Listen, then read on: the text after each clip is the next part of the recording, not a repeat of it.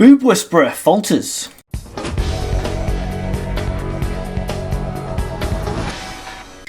Oh dear, the boob whisperer.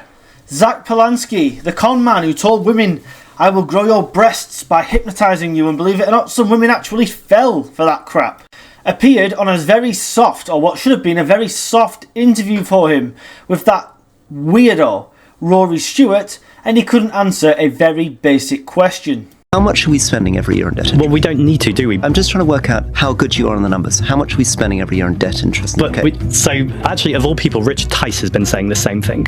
During COVID, we gave loans to the Bank of England. You can't give me a rough figure on how much we're spending on debt interest every year? Well, there's £70 billion that we owe to the Bank of England, but we don't actually owe that money. You mean the debt or the deficit? The debt. Okay, the debt. This is not difficult stuff, Zach. He seems to think that the national debt is 70 billion quid. That's all we owe to the Bank of England.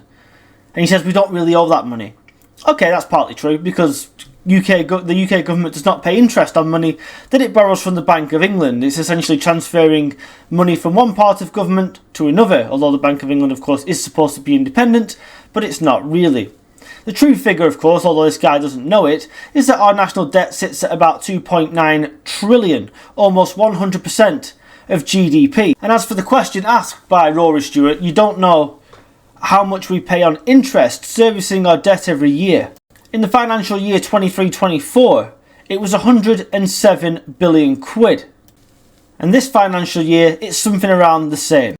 But Polanski doesn't seem to understand what debt is and what a deficit is. What Rory Stewart is getting at is basically a spending deficit. How much more are we spending than what we're actually making? It's okay to run around appearing at pop concerts where people just feel rebellious because they're teenagers who don't know any better yet. It's okay going around saying, let's ban landlords, let's nationalise everything.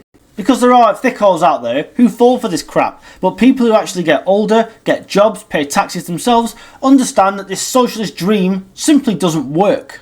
Polanski is just one of those people who's fallen through the cracks, like most of those in the Labour Party, people like Jeremy Corbyn, even people I know who now well into their 50s continue stupidly to believe in socialism and vote for Labour because they've never actually grown up. Thankfully, when the next general election is called, you will see how inept and how stupid this man really is when he's quizzed on policies, on how they'll work, on how they'll fund them and how they'll pay for them.